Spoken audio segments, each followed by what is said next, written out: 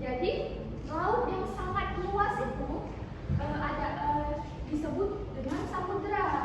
Jadi dapat dikatakan bahwa laut ini merupakan bagian dari samudra. Nah, di dunia ini terdapat 4 samudra. Yang pertama itu ada Samudra Pasifik, kemudian ada Samudra Atlantik, ada Samudra Hindia dan juga Samudra Atlantik. Nah, menurut kalian samudra apa yang ada di Indonesia? Samudra Hindia. Nah, kemudian samudra apa satu lagi? Samudra Pasifik. Iya, benar. Jadi ada 2 samudra yang mengapi Indonesia, yaitu Samudra Hindia dan juga Samudra Pasifik. Nah, perairan laut ini juga merupakan massa air asin dengan kadar garamnya itu yang cukup tinggi. Dimana seperti kita lihat di global ini, anak-anak, bahwa sebagian besar dari bumi ini lebih kurang itu 70% dari bumi merupakan lautan. Nah, saat kalian kuliah nanti ada ilmu yang mempelajari tentang lautan. Apa itu ilmunya kira-kira? Kalian ada yang masuk geografi nanti kuliahnya? Mau.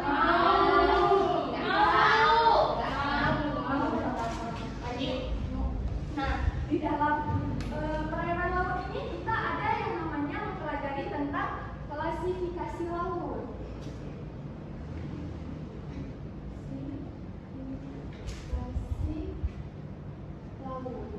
Yang pertama itu dari klasifikasi laut ini ada laut berdasarkan proses terjadinya.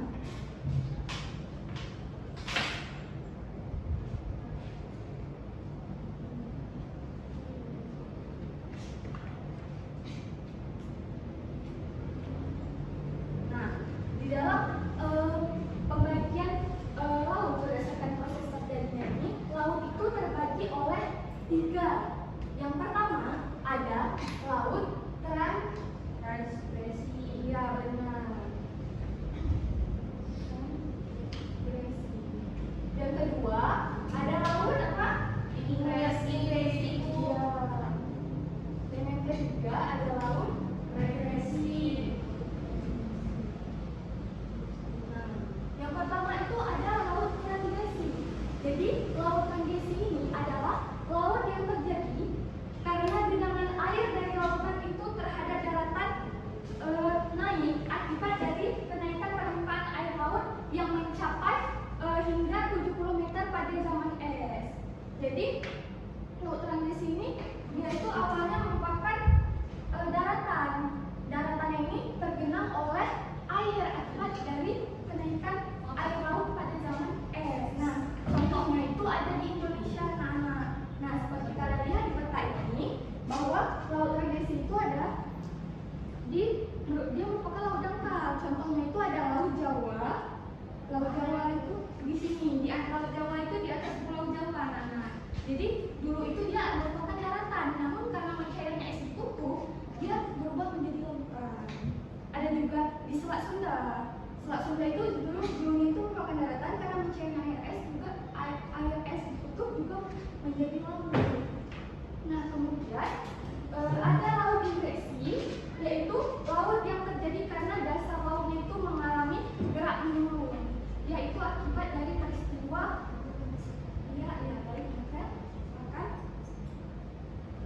jadi mulainya dari laut ingresi tadi. Laut ingresi ini merupakan laut yang terjadi karena dasar laut itu mengalami gerak menurun, yaitu dapat berupa palung laut atau lubuk laut.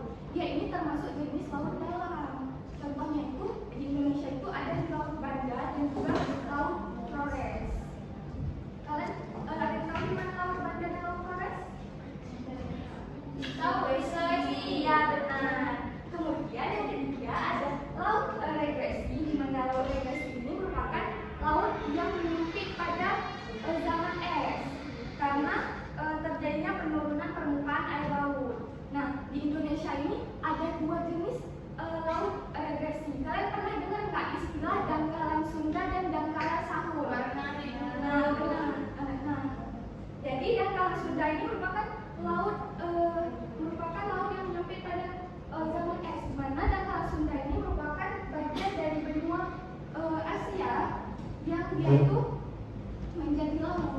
dan juga dangkal sahur itu dia merupakan bagian dari wilayah Papua dan juga Australia. Kemudian yang kedua ada laut berdasarkan letaknya. Nah, laut berdasarkan letaknya ini terbagi menjadi 3 anak-anak. Jadi yang pertama itu ada laut tepi, laut tengah, dua laut tengah, dan yang terakhir ada laut apa? Pedalaman.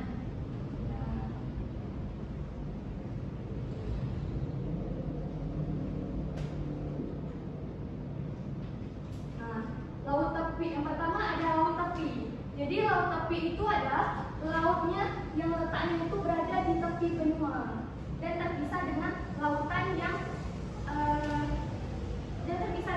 oleh adanya deretan pulau. Nah, di peta ini contohnya itu ada di Laut Jepang dan juga Laut Cina Selatan, di mana lautnya itu berada di tepi benua. Contohnya anak-anak di Laut Jepang, yaitu berada di tepi benua Asia dan juga Laut Cina Selatan contohnya. Di sini ada di atas Indonesia, letaknya di tepi benua. Dan yang kedua ada Laut Tengah, di mana Laut Tengah ini adalah laut yang terletak di antara benua, di tengah-tengah benua. Kira-kira laut apa yang terletak di antara tengah-tengah benua? Ada yang tahu? Apa itu? Laut Mediterania. Iya, Laut Mediterania atau Laut Tengah. Dan juga Laut Tengah, di mana lautnya itu terletak diapit oleh benua, emang di dalam benua ada lautnya. Ada Laut Tengah dan juga ada juga Laut Baltik. Nampak anak? Nampak itu. Oke. Dan yang terakhir dari berdasarkan letaknya itu ada laut pedalaman, di mana laut pedalaman ini adalah laut yang terletak di tengah-tengah benua. Nah, kalau apa bedanya dengan laut tengah tadi? Jika laut tengah itu masih ada akses space-nya, dia bisa menuju ke lautan ataupun lautan yang lebih luas lagi. Jika laut pedalaman ini emang betul-betul di tengah benua, dia emang di antara daratan. Contohnya itu ada Laut Hitam dan juga Laut Kaspia. Nah, dapat dilihat dari peta ini, dia itu emang di tengah-tengah benua, nggak ada jalur menuju ke lautan lainnya. Nah, kemudian yang klasifikasi laut yang lain ada berdasarkan kedalamannya. Nah, coba di sini ya. Nah, berdasarkan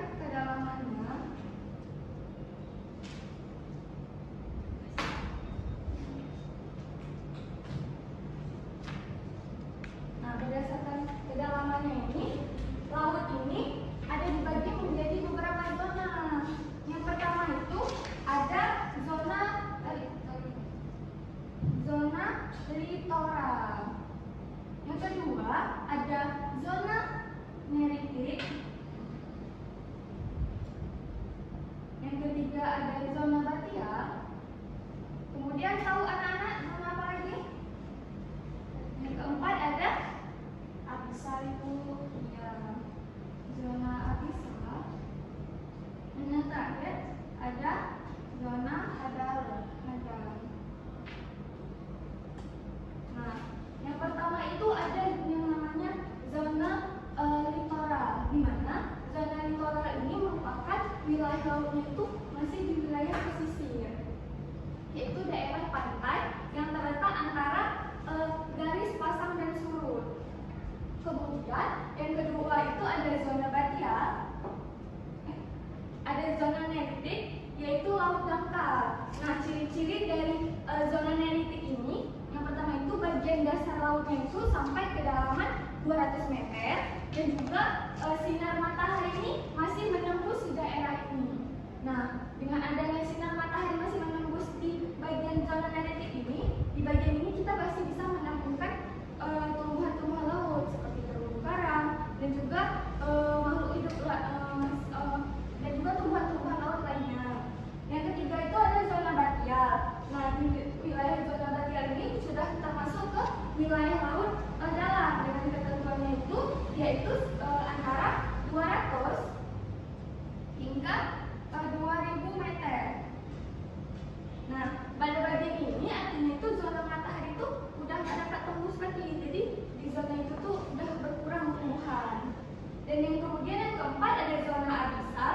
Nah ini wilayah lautnya itu sudah sangat dalam. Dengan ketentuannya itu kedalamannya 2000 hingga 5000 meter. Dan di sini tuh tekanan airnya itu sudah sangat besar dan suhunya sudah rendah. Dan di sini tuh udah nggak terdapat lagi tumbuhan laut dan binatang lautnya itu juga udah terbatas. Kalian pernah lihat nggak hewan-hewan yang ada lampunya, ikan-ikan berlampu? Ya, ada itu itu namanya apa? Buntal. Ya, ikan buntal masih pada zona analitik atau masih pada zona analitik itu dapat tembus oleh cahaya. Nah, di sini karena sudah gelap kali, jadi ikannya itu juga menyesuaikan dengan daerahnya. Dia ada lampunya. Dan yang terakhir paling itu ada zona hada. Yang ini wilayahnya lebih besar, kedalamannya lebih besar dari 6000 meter. Nah, jadi ini merupakan klasifikasi laut. Ada dari proses terjadinya, ada laut transgresi, ingresi dan juga regresi. Kemudian ada berdasarkan letaknya, ada laut tepi, laut tengah dan laut kedalaman. Dan juga ada berdasarkan kedalamannya, ada zona litoral, analitik, batial, abisal dan juga hada. Nah, kemudian setelah mempelajari klasifikasi laut, di sini ibu akan menggambarkan relief dari permukaan laut. Anak-anak.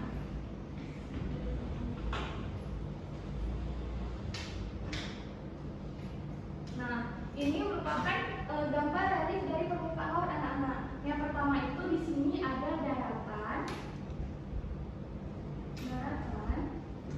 Ini merupakan wilayah batas antara daratan dengan lautan yang disebut dengan pantai. Pantai itu merupakan wilayah batas antara daratan dengan lautan, yang dimana wilayahnya itu merupakan dilihat dari pasang surut air laut. Kemudian di sini ada dangkalan. Nah, dangkalan itu beradanya di sini. Dan juga bagian yang seperti huruf U ini merupakan lubuk laut. Dan juga di sini ada ambang laut. Di sini ada palung laut. Dan di sini ada gunung laut.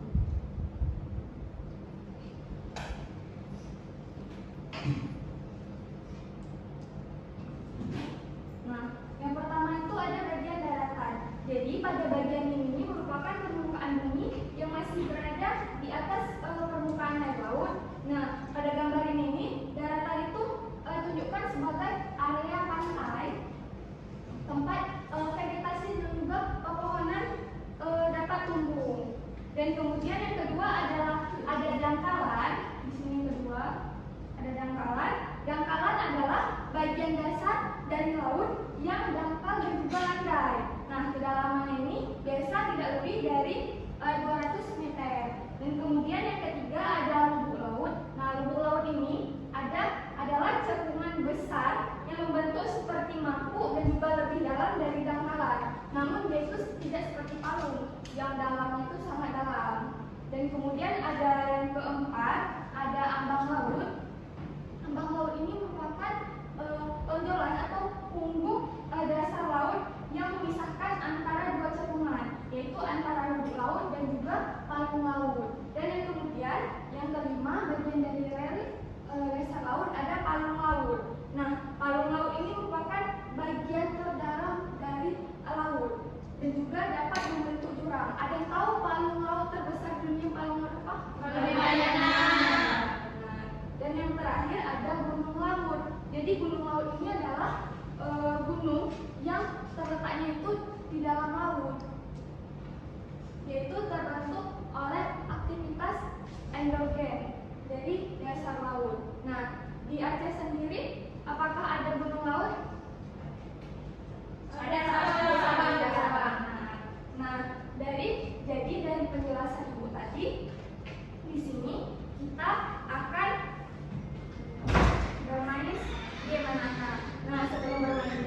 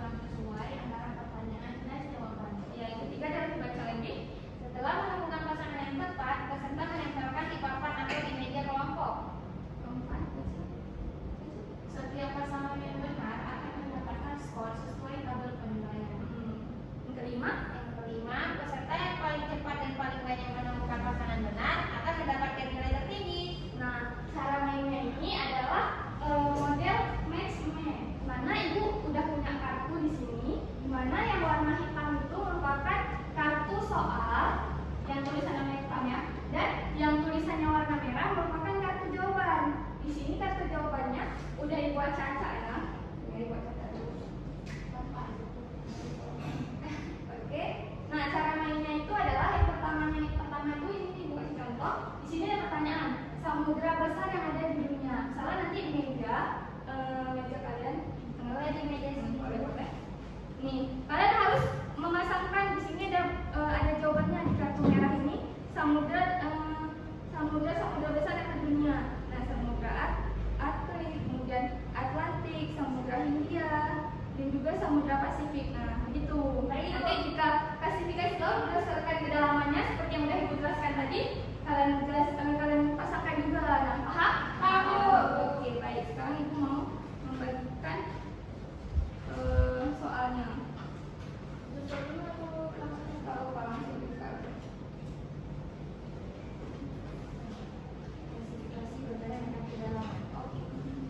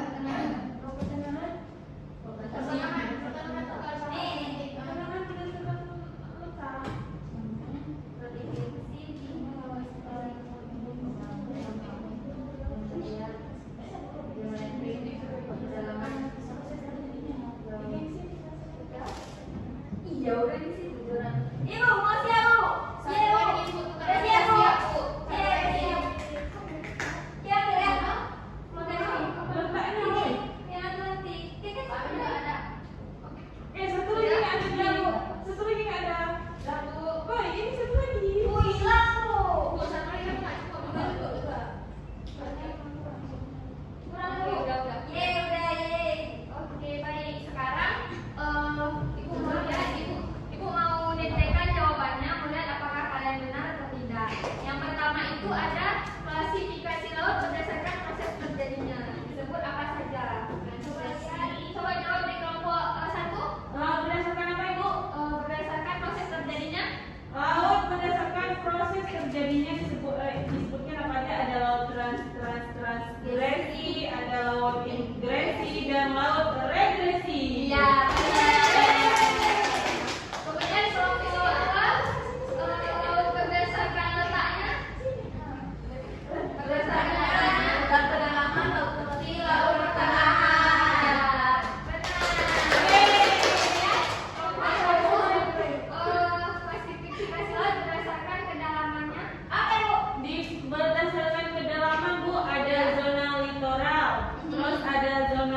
barimetrik, zona partial, zona abyssal, dan zona hadar.